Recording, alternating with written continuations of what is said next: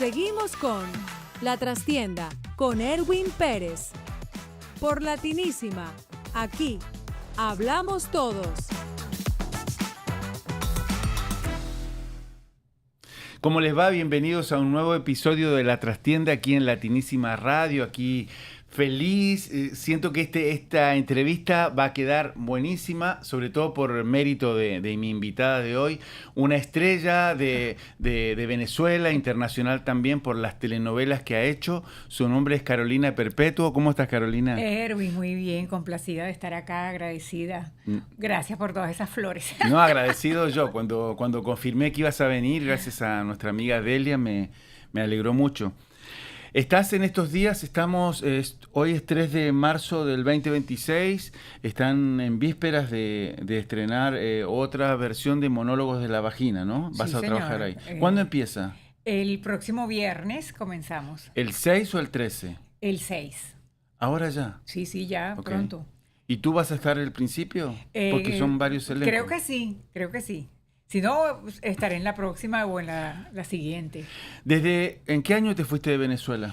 En el 2013. 2013. Sí, ya han pasado unos buenos cuantos años, el tiempo vuela.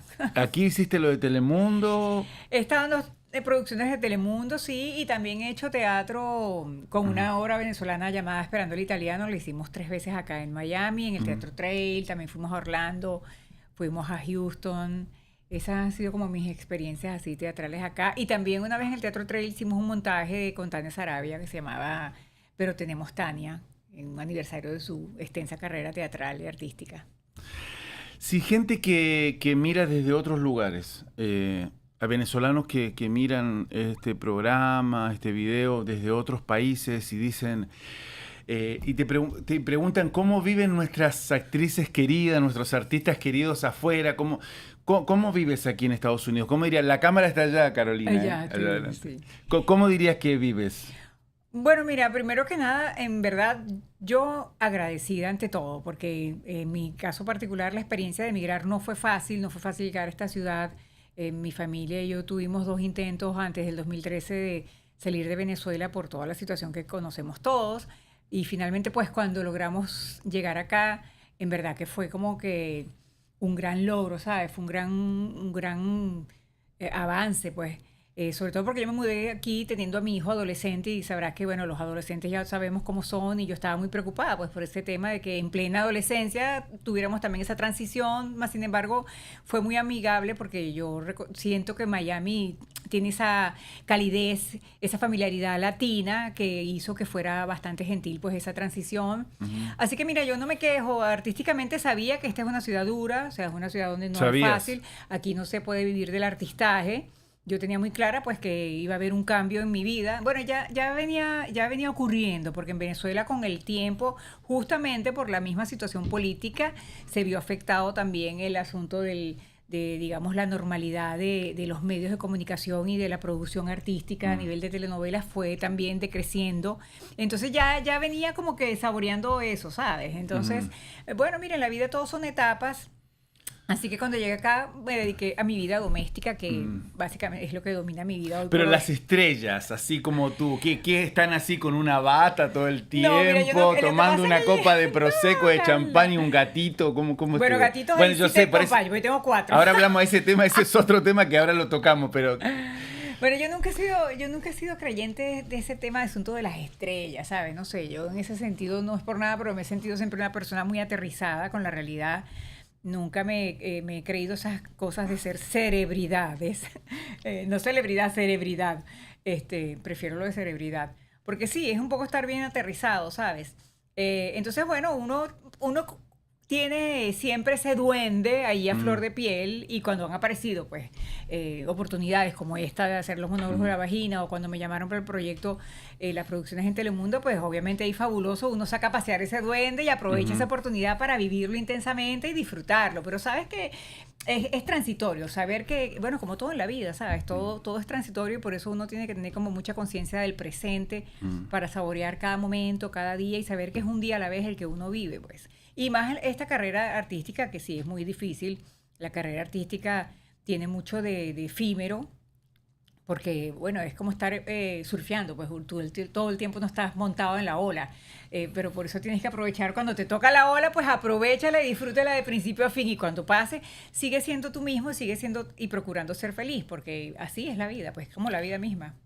Pero debo decir que impresionas tu belleza y tu personalidad. Y mira que he estado al lado de artistas. Ay, 35 años de carrera. Eri, por favor, me voy a enamorar de Les ti. garantizo que es preciosa y es espectacular. Echándome aquí todas esas flores. Gracias, gracias. Y toda esa... Yo noto, por ejemplo, en tu Instagram, como siempre hay una inquietud, pero dentro de todo hay como una tranquilidad en ti. ¿Eres una persona serena?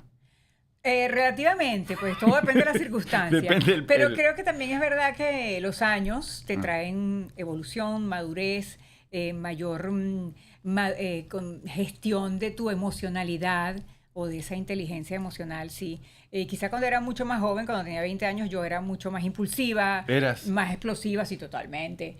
Y con el tiempo, pues bueno, he aprendido un poco a domar esos caballos, ¿no? A no soltarlos tan, tan apresuradamente, sino que a contar hasta 10 y siempre como que a repasar y reflexionar un poco más las situaciones antes de reaccionar. O sea, tratar de actuar antes de reaccionar, porque a veces la reactividad viene como que de ese impulso emocional y, ¿sabes? No te deja bien pensar las cosas. Y también uno a veces asume cosas, ¿no? Que en realidad no son y se adelanta y tiene reacciones sin que haya pasado algo porque lo imaginó, ¿no te parece? Correctamente, y yo soy ariana, entonces ¿sabes? Los arianos tenemos esa naturaleza de ser como que impulsivos, entonces he aprendido, porque me ha pasado, pues que en situaciones he reaccionado a priori y después digo, oye, he tenido que esperar, porque cuando reaccionas como que en el momento o la reactividad es muy... cuando estás como en el cordón caliente de la emoción y eso no te deja ser un poco más racional. Entonces hay que buscar como que un punto medio para ser más equilibrado y tener más mesura, pues. Mira con qué delicadeza te voy a preguntar. ¿Tu vida sentimental ha sido muy atormentada? ¿Ha sido tranquila? He tenido mis tormentos, sí, los he tenido. Que sí ¿Los he has tenido. provocado tú o te los han provocado a ti más? Mira, no sé, me han tocado. Yo no creo que yo los haya provocado tanto. Pero bueno, me ha tocado, no sé si es un asunto de karma o que a veces uno viene como que a esta vida a pagar ciertas deudas quizá con otras almas y bueno, mi amor, te toca tu calvario y tienes que pagar tu cuota hasta que lo superas y aprendes de ella. ¿Qué tan apasionada eres por la actuación? Porque hay algo que me llama la atención de los actores, actrices, de que son artistas todo el tiempo, pareciera. Les encanta hablar de obras de teatro, de actuación. ¿Tú eres así también o no? A veces se les pasa un poco la mano, quiero decirlo. Bueno, cuando uno Que es está como entre... puedes cambiar de tema. O sea. Claro. Bueno, cuando uno está entre colegas y quizá por eso uno lo disfruta mucho, pues uno como comparte mucho todo eso, ¿no? Pero, pues mira, me gusta, pero procuro no, como dices tú, convertirme en una monopolizadora del asunto, porque quizá haya gente, como dices tú, oye, siempre están metidos en el asunto. No creo, porque a mí me gustan también otras cosas que tienen que ver con la existencia. Pues, por ejemplo, a mí me gusta la política, fíjate, yo estudié ciencias políticas casi 2 años, yo me retiré de esa carrera para dedicarme incluso a la actuación. Y hoy por hoy siento que a mí, y de hecho mi esposo a veces me dice, bájale 2 a la política, aunque me da risa porque a veces me pregunta, mira, ¿qué está pasando con tal cosa? Igual que mi hijo. Así hago yo con mi esposa también. Entonces le digo, bueno, decídete, ¿quieres que te cuente Sí. y que te ponga al día con este tema o cómo es la cosa? Yo le busco el Además, tema. A veces quieren como que un resumen Sí. súper simplista Y que no te alteres o que no reduccionista. te... Y le digo, claro. mira, no puedo, este tema no es así, o a veces hay ciertos temas que son más complejos y la gente quiere como que sí, porque ahora sabes que la gente no quiere leer sino como los titulares. No, dame la síntesis. Yo, mira, pero es que esto es un asunto que tiene muchas aristas y es un asunto complejo, o sea, no es Pero así. ¿no te parece además que hay horarios del día para hablar de política? Porque ponerte a hablar de política, exaltarte a las 11:30 de la noche antes de ir a dormir es como... No es lo más conveniente, sí, No total, es, ¿no? estoy de acuerdo contigo, sí, estoy de acuerdo contigo. Cuéntame lo de monólogos. ¿Ibas a decir algo? No, que bueno, que lo que pasa es que a veces era inevitable, es inevitable. Pero no es recomendable, como bien dices. Hay que bajar de 2 a la hora de dormir. Hablemos un poquito más de monólogos. Igual queda un buen rato para seguir charlando. Claro, bueno, justamente, fíjate, monólogos de la vagina Véndelo así, tipo, vayan a verla, los esperamos. tiene su parte, obviamente, muy graciosa, pero también es una pieza que refiere mucho pues esa sexualidad de la mujer que durante años y de manera hasta ancestral ha sido reprimida, ha sido reprobada, ha sido distorsionada. Entonces, cuando finalmente aparecen estos monólogos que además surgieron a raíz de un estudio que se hizo en una gran cantidad de mujeres, y además porque la autora fue una persona que sufrió abuso sexual, como han sufrido muchísimas mujeres, no solamente en situaciones de guerra, que suele ocurrir desgraciadamente, sino peor aún en entornos familiares, porque, bueno, contrariamente a lo que muchos creemos, a veces la familia y el entorno familiar suele ser el más inseguro de la sociedad y se presentan abusos, atropellos. Entonces tiene un contenido bastante dramático, pero al mismo tiempo muy liberador. De hecho, la autora, cuando escribió esto, lo hizo desde allí, desde esa necesidad de hacer catarsis y como que de romper ese maleficio que ella sentía por el abuso mismo que ella sufrió de parte además de su padre. Entonces, cuando tú haces monólogos de la vagina o lo vas a ver, como me ocurrió a mí la primera vez que yo conocí monólogos de la vagina, lo hice como espectadora. Y claro, las mujeres se ríen porque también hay una risa nerviosa, hay un humor, hay una cosa, porque es como desnudar un poco esa alma tan oculta que la mujer ha tenido y entonces aprovecha y como que se desata. Entonces hay como muchas emociones a la vez. De manera que yo sí recomiendo a las mujeres ir a verla. De hecho, uno ve que cuando van mujeres más mayores, que se ve que crecieron bajo una educación bastante conservadora, ¿sabes? En relación a la sexualidad, porque hasta hace poco no se hablaba de eso. Mira, yo misma, yo voy a cumplir... Cuando salió la obra era como un escándalo. Pero mira, si yo cuando era adolescente, yo pongo a veces ese ejemplo, cuando yo voy a cumplir 63 años este año, yo nací en el 63, a mí mi mamá nunca me habló de, por ejemplo, la menstruación. Mucho menos me habló de cuando te ibas a relacionar con un hombre. O sea, hablar de la sexualidad era una cosa, era tan tabú que yo recuerdo que mi hermana menor, yo tengo una hermana menor y una hermana mayor. Y para mi hermana menor, yo la agarré un día y la senté porque yo dije, yo a ella le voy a ilustrar, le voy a dar una educación, una orientación que yo no tuve. Porque yo me vine a enterar de cosas inherentes a la sexualidad cuando pasaban, a través de las amigas, no, cosas que yo escuchaba en el liceo y me daba como hasta pena. Entonces, oye, yo agarré a mi hermanito un día, sobre todo eso, para decirle, mira, la menstruación es este proceso, por esto y por esto pasa, te vas a sentir así, así, vas a tener un sangramiento, pero eso es parte de una maduración fisiológica. O sea, porque a mí me pasó que yo descubrí todo eso así, pues al voleo, a ciegas, y no es lo recomendable, pues definitivamente, porque cuando hay como que esa es una forma de educación sexual inapropiada, porque entonces ahí es donde surgen las perversiones o las cosas retorcidas, porque no hay información, ¿no? O las distorsiones, correcto, ¿entiendes? Entonces yo creo que es una responsabilidad asumir un poco pues esa educación hacia los jóvenes, pues hacia el ser humano, y verlo como algo natural, porque es verdad, o sea, uno nace con eso. Entonces no se habla de eso porque, uy, qué pena, ¿cómo vas a hablar? Es como las mujeres hoy en día no hablan de la menopausia porque eso significa reconocer que están viejas. Entonces sigue habiendo mucho tabú. ¿Cómo describirías Monólogos, esta famosa obra de esta era moderna, ¿no? Que lleva 30 años? ¿Cómo describirías? Son 4, en cada función hay 4 mujeres que leen unas cartas. Hay 3. 3. Hay 3, sí, son 3. ¿Y qué es lo que cuentan cada una? Eso, pues un poco cómo ha sido el descubrimiento de su Pero, sexualidad. Pero hay 3 temas, entonces, o cada una habla de un tema. Cada una habla de un tema distinto, sí, y en etapas distintas. Pero esos 3 temas, discúlpame, Carolina, esos 3 temas, después cuando hay otro elenco, porque son elencos rotativos, ¿vuelven a tocar esos mismos temas o son muchos temas? No, en este caso, en estas lecturas, creo que van a ser básicamente 3 temas, pero estos monólogos son más extensos incluso, ¿sabes? Lo que pasa es que habría que hacer una función un poco más larga, quizá es como que un compendio más, digamos, ajustado, pero totalmente completo, porque como te decía incluso al inicio, hay unos que son muy dramáticos, que son densos, que son fuertes, que son confrontadores y que son dolorosos. Entonces, ¿sabes? Hoy en día la gente va al teatro básicamente porque se quiere relajar, porque quiere distraerse, la realidad está dura, ¿sabes? A nivel del espectro mundial. Entonces la gente quiere invertir en el entretenimiento para ver algo que lo relaje. Y yo lo comprendo, ¿no? La gente no quiere ir de repente al teatro a ver cosas que más bien lo atormenten. Más sin embargo, esta es una pieza que siempre te va a llamar a la reflexión en muchos aspectos, dependiendo de lo que haya vivido cada persona en esa materia, pues. Quizá lo dijiste y me olvidé porque me tienes un poco intimidado, pero ahí lees lo que vas a hacer, tu participación, la participación de las actrices de Monólogos de la Vagina. ¿Están leyendo, están recitando algo de memoria o Es que ya uno es una lectura o son dramatizada. secretos así de la obra? No, es una lectura dramatizada. Más sin embargo, ya uno la tiene tan interiorizada que es inevitable que también la interpretes, porque de eso se trata, pues, ¿sabes? Entonces es atractivo. Y novedoso, ¿no? Porque como que Así la es. esencia de un actor de teatro, actriz, es Es un montaje memorizar y tradicional, actuar. claro. Así ha sido desde siempre. Yo creo que eso incluso Sí, yo sé. le dio como que un sello particular.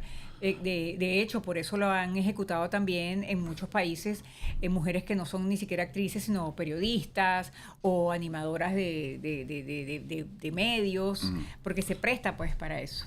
¿Y es menos desafiante a nivel Oye, artístico? mira, no, yo no le quitaría realmente méritos. Yo creo que igual requiere del dominio, de la destreza, de la concentración, de la dicción y de la performance, pues. O sea, no. Se te identifica como una actriz de telenovelas. ¿Eso qué te provoca a ti? ¿Un orgullo? ¿No te gusta tanto? Bueno, sinceramente, no es que me ¿Las del afecte. club de las actrices de teatro te aceptan fácilmente? Mira, no es que me afecte, porque te voy a decir algo. Creo que es quien denomina de esa manera está poniendo una etiqueta simplista y reduccionista, porque un actor es un actor donde quiera que vaya. Haga cine, teatro o televisión. Ahora, que hayas hecho más una cosa que la otra, pues bueno, simplemente pues un aderezo, pero en realidad un actor es un actor, donde quiera que se pare. O sea, no es que, no, este es actor de televisión, porque tú cuando aprendes o empiezas a estudiar actuación, a ti no te enseñan, claro, la televisión tiene una dinámica distinta a la del cine y a la del teatro, pero un actor tiene que saber moverse en diferentes ámbitos.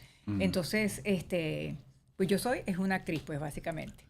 Me contestaste qué tan apasionada eres como actriz, qué tanto te sigue gustando, qué tanto es parte de tu vida diaria el tema de la actuación. Bueno, como te decía, desde que estoy en Miami, pues mi prioridad un poco es como mi vida, porque, ojo, tampoco tengo ese apetito. Yo creo que de alguna manera a través de mi carrera he podido saciar esos apetitos, entonces los tengo ya superados y ya he saboreado ese plato y ya sé a qué sabe. Entonces, no es que salgo corriendo a hacer cualquier cosa para la que me llamen. O sea, sí, y ojo, esto es algo que a mí siempre me ha pasado, incluso en mi carrera desde que empecé, que si yo no me siento a gusto con lo que me ofrecen o con lo que voy a hacer, oye, me cuesta. Entonces yo necesito estar inspirada. O sea, por ejemplo, cuando trabajaba en novelas, a mí me gustaba levantarme con la ilusión y con el ánimo y, ¿sabes? La nota de que, oye, voy a grabar, o sea, hacerlo con alegría. En cambio, levantarte y decir, uy, qué fastidio, tengo que grabar estas escenas que son un ladrillo, que la historia es horrible, que eso no me gustaba. Es como tener que ponerte un traje que no te gusta. Estar como metido en un corset. Claro, es difícil para el actor como que conseguir eso, pero cuando lo lograba, oye, me sentía realmente, oye, plena. Fabulosa, feliz. Pero eso, pues, hoy en día ya las oportunidades o las ofertas no son tan abundantes, entonces, bueno, todo depende de lo que aparezca. Si me gusta, lo hago, pero si no me gusta, mira, de verdad que no tengo problema en decir, mira, prefiero quedarme en mi casa con mis orquídeas, con mis gatos, con mi perro, haciendo lo que me gusta hacer. A mí me gusta cocinar, me gusta pintar, me gusta leer. O sea, en mi vida cotidiana siempre hay muchas cosas que siguen siendo parte de alimentar mi espíritu, pues. Sospechaba que pensabas más o menos así, pero quería que me lo dijeras, así que te agradezco que te abras. Hay gente que te va a ver y Carolina Perpetuo, va tal novela, tal otra, y sobre todo en el exilio, ¿no? O los inmigrantes que siempre está tan presente la palabra nostalgia o melancolía. ¿Qué le dirías tú a la gente? ¿Qué piensas tú? Mira que el mundo cambia y con el mundo cambiando también ha cambiado los medios y eso ha llevado a que ya las novelas prácticamente no existan, porque ahora fíjate que se convirtieron en series. Hoy en día la gente ve a través de su teléfono a la hora que quiera ver cualquier cosa. Hay 200 miles de infinitas de ofertas en todas las plataformas que hay. Hay televisión las 24 horas del día, la gente tiene 500 canales. Entonces, pues yo creo que es parte de un gran cambio y que uno tiene que fluir dentro de ese cambio.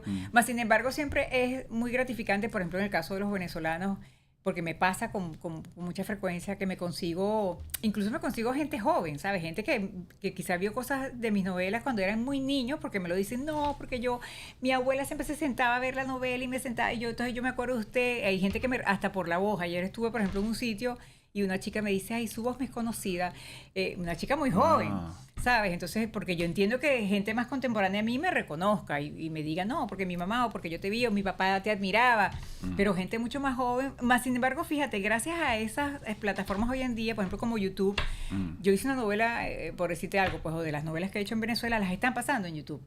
Entonces, hay gente joven que de repente, mira, tú eres la nena y tal, y te estoy hablando de una muchacha de 18 años que yo digo, ay, tú, no, porque yo la he visto en YouTube, porque entonces es una prima mía. No, es buenísimo. Y ha sido buenísimo, sí.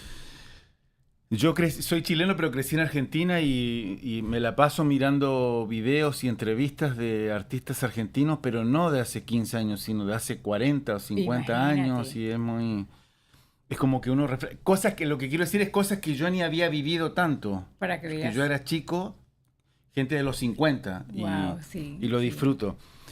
¿Te imaginas viviendo en Venezuela nuevamente?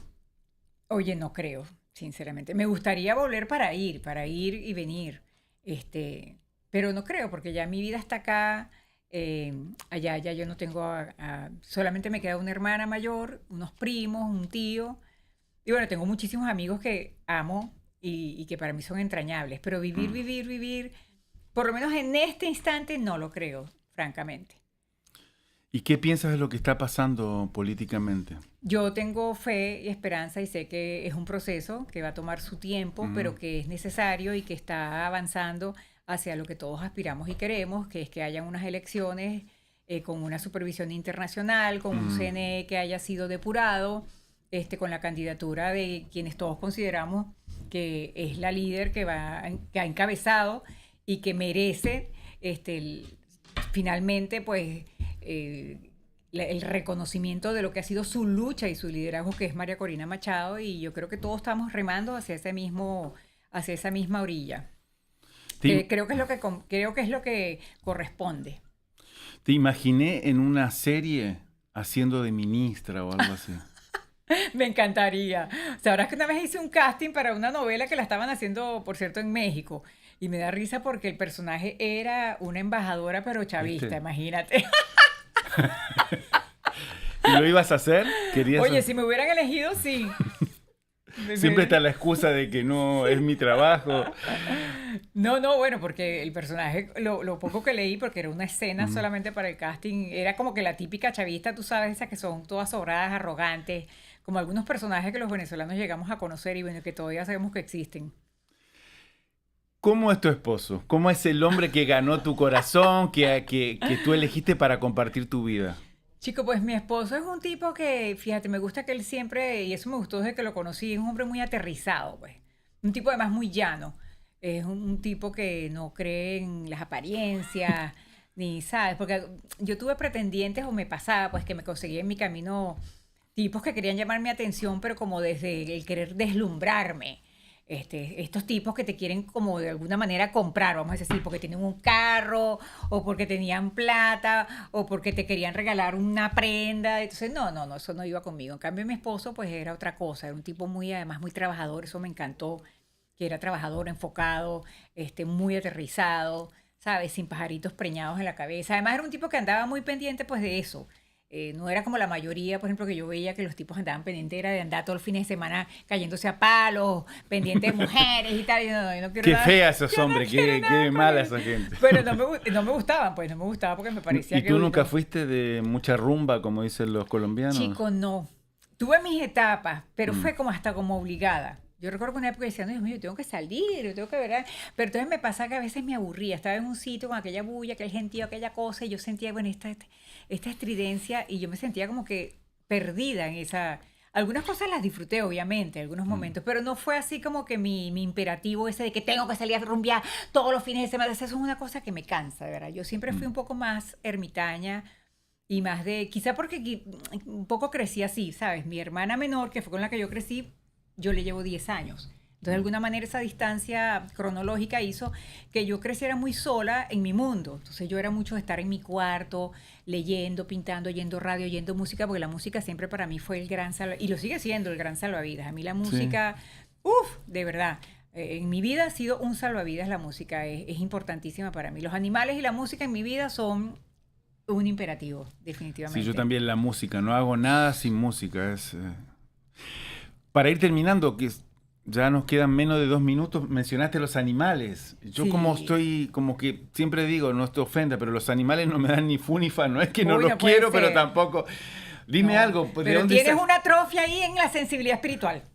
Bueno, pero despertarla. Eres más gato. Te he visto cosas mucho de los gatos, pero también te he visto con perros. ¿Eres gato y perro? Yo soy muy animalera. Yo crecí primero con un padre entrenador de caballos. Yo llegué a tener hasta una yegua siendo pequeña, imagínate. Y siempre tuvimos en casa, pues, animales, gatos y perros.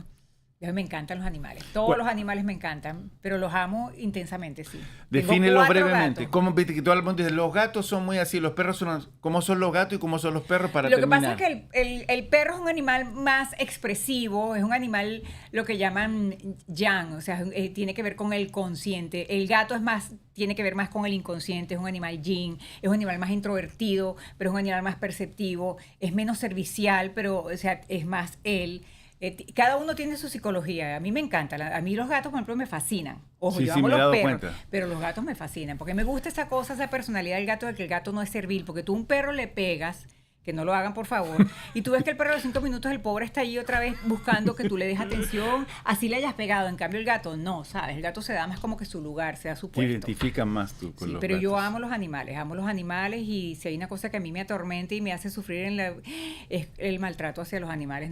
Es algo que no soporto, de verdad. Viste que a los periodistas nos gusta poner etiquetas, como simplificar. Yo voy a decir que tú eres la Kate Winslet venezolana.